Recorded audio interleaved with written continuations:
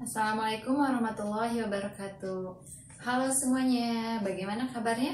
Alhamdulillah ya, kita semua masih diberikan kesehatan sehingga kita masih bisa melaksanakan kegiatan pembelajaran ya, walaupun memang sekarang masih dalam suasana daring ya, atau tidak bertatap muka. Tapi jangan sama sekali mengurangi rasa semangat kalian dalam belajar ya. Oke, hari ini siapa yang tidak hadir?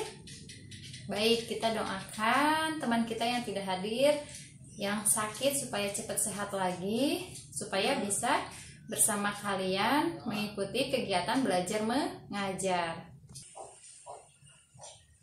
Oke, pada pembelajaran sebelumnya, pada pertemuan sebelumnya kita telah ulangan bab 2. Nah, untuk itu sekarang masuk ke bab baru mengenai teks eksposisi ya.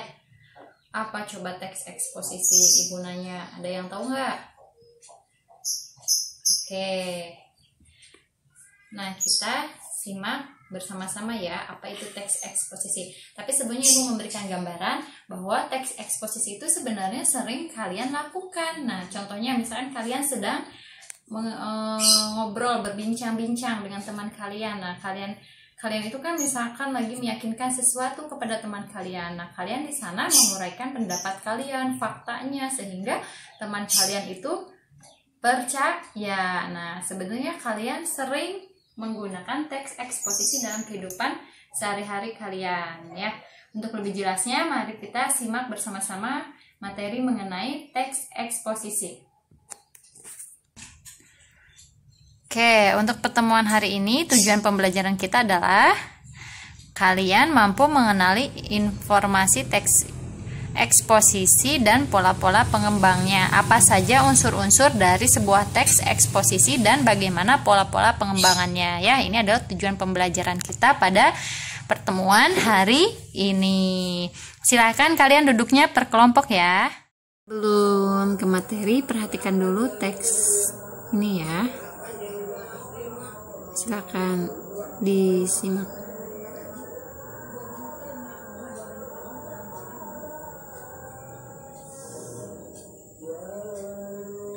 Jika pemerintah tidak cepat bertindak dalam 10 tahun mendatang, hutan Sumatera akan musnah. Hilangnya hutan Sumatera akan diikuti oleh musnahnya hutan Kalimantan ya. Pengelolaan hutan tidak menunjukkan adanya tanda-tanda perbaikan dibandingkan tahun sebelumnya. Sebaliknya, kecenderungannya justru semakin memburuk. Kebakaran hutan masih terus terjadi dan penebangan liar semakin meningkat. Diperburuk lagi dengan rencana pembukaan lahan hutan lindung bagi pertambangan. Keadaan tersebut jelas menambah suram nasib hutan. Keterpurukan sektor kehutanan bersumber dari sistem pengelolaan yang didominasi oleh pemerintah pusat dan mengesampingkan keberadaan masyarakat lokal. Adanya konflik-konflik seperti konflik antar masyarakat lokal dengan perusahaan, atau antar masyarakat lokal dengan pemerintah semakin memburuk kondisi kehutanan di Indonesia.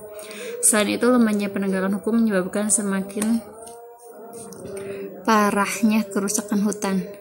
Kerusakan hutan telah mencapai kurang lebih 2 juta hektar per tahun. Hal ini berarti setiap menitnya Indonesia kehilangan hutan seluas 3 hektar atau sama dengan 6 kali luas lapangan bola.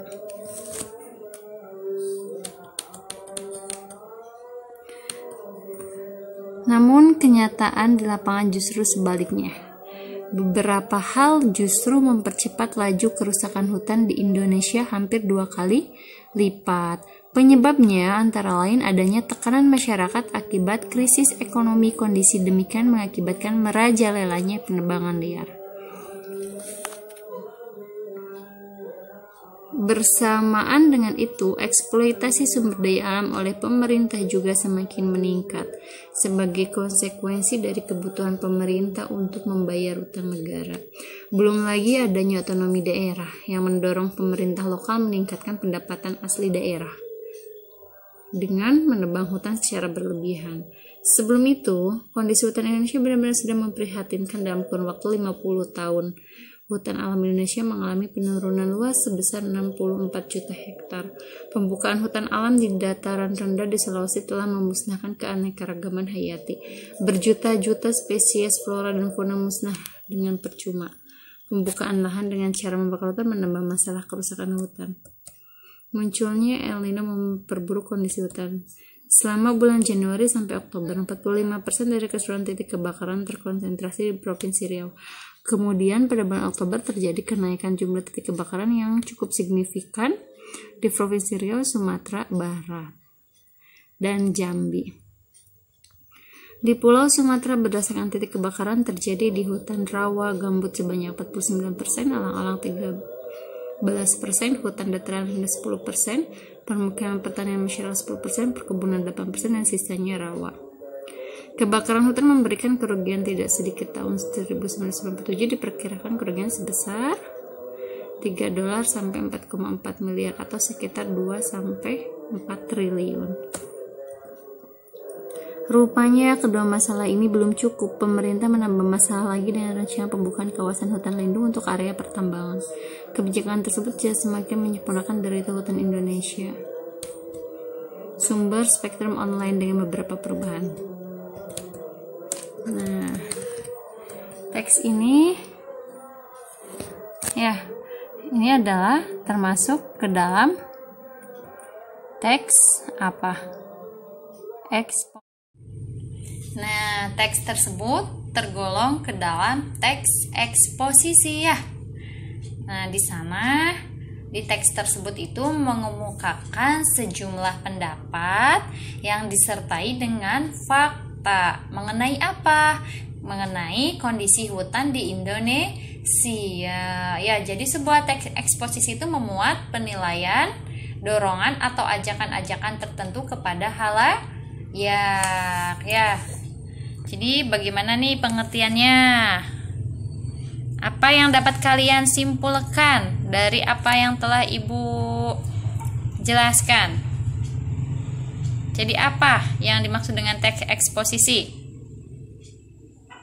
Oke, ada yang bisa? Baik, ya, jadi teks eksposisi adalah sebuah teks yang berisi informasi atau pengetahuan yang dibuat secara singkat dan padat, ya, yang bertujuan untuk apa?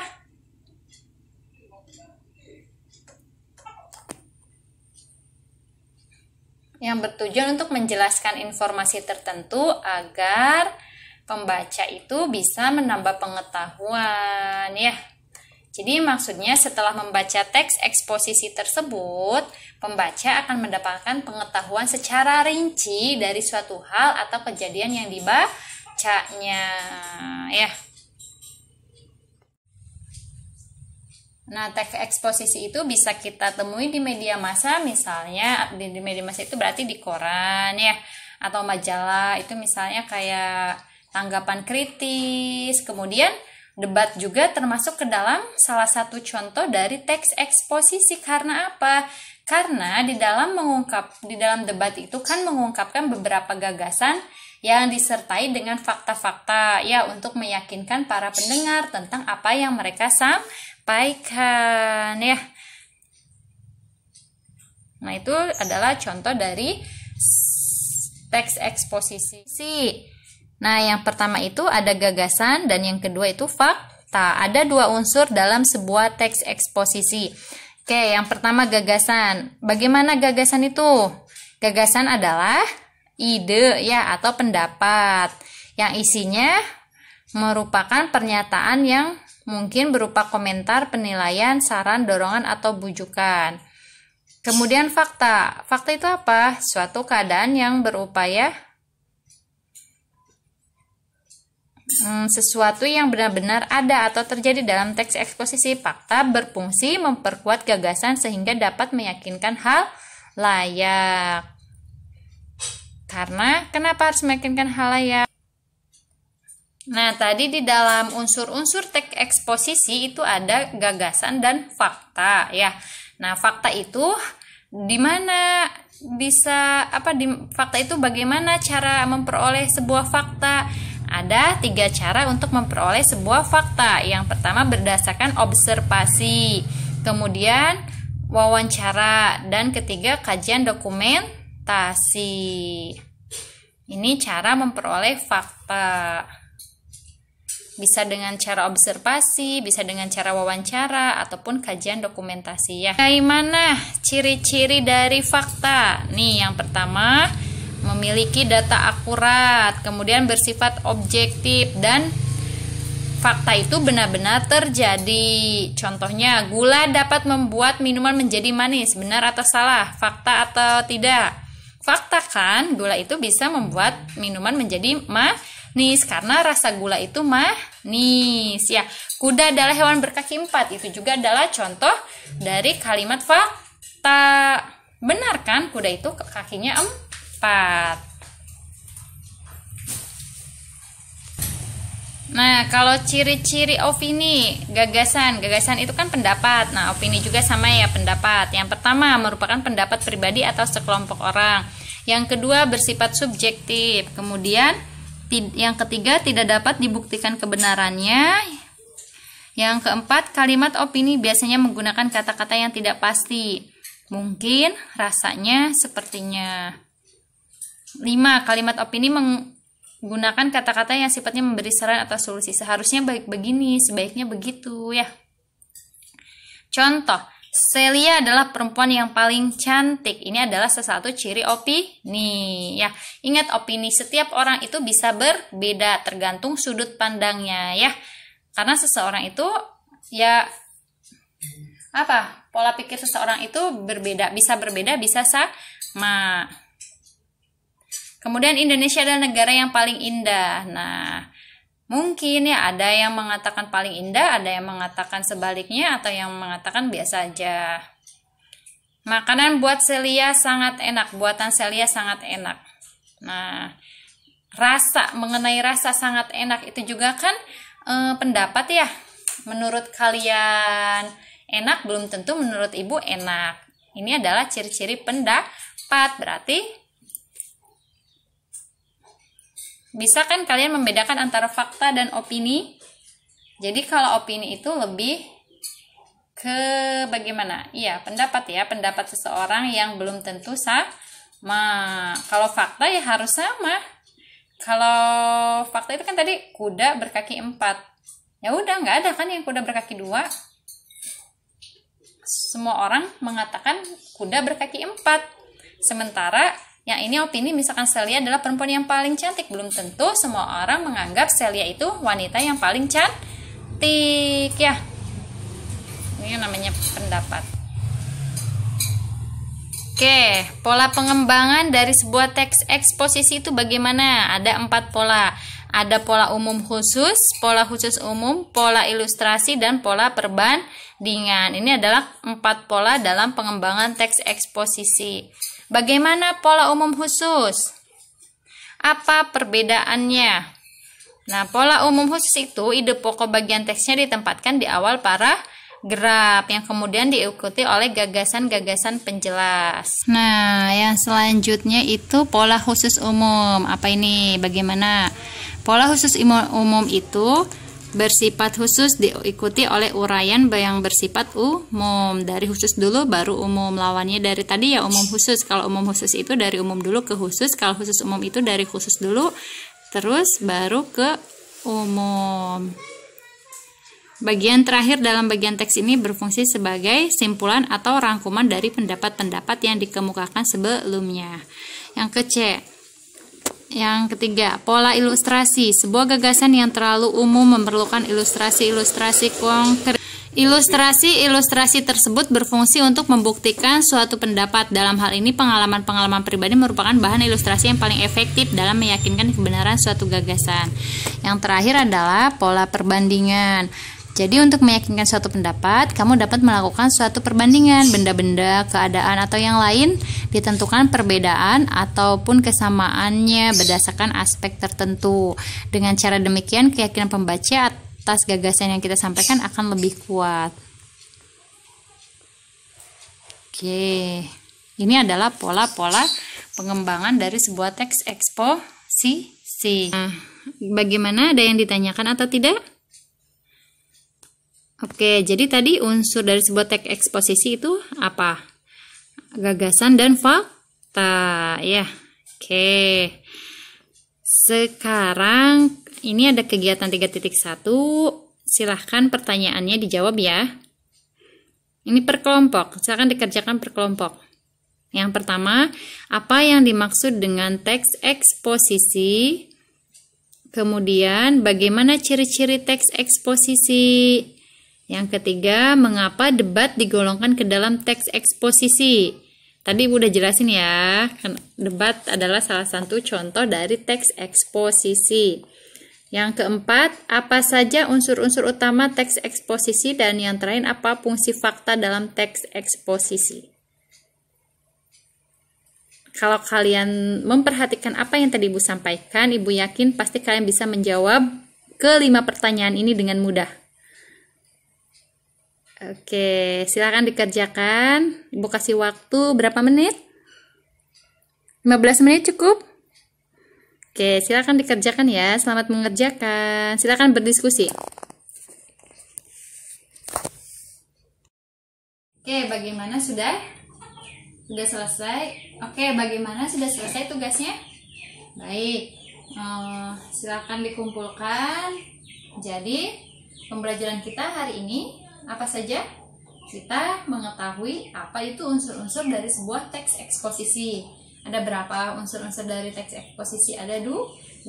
Yang pertama adalah gagasan, opini, atau pendapat, sama saja ya. Kemudian yang keduanya itu fakta. Ya, jadi dalam sebuah teks eksposisi harus ada kedua unsur tersebut.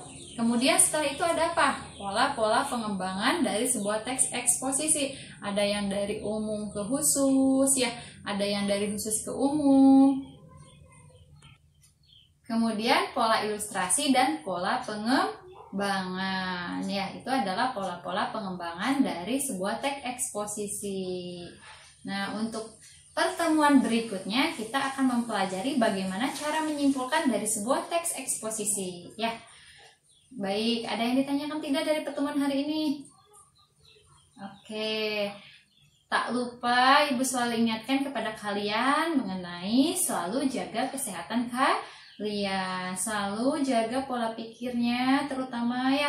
Kemudian pola makan, pola istirahat, banyak minum air putih, dan jangan terlalu banyak makan yang pedas dulu ya. Kalau kangen orang tua bagaimana? Didoakan orang tuanya ya. Kalau kangen sama ibu gimana? Sama, doakan ibu juga ya. Dan kalian ingat selalu berdoa agar pandemi ini segera berakhir, agar kita bisa beraktivitas normal seperti biasanya ya. Baik, terima kasih atas perhatiannya. Selalu jaga kesehatan. Wassalamualaikum warahmatullahi wabarakatuh. See you.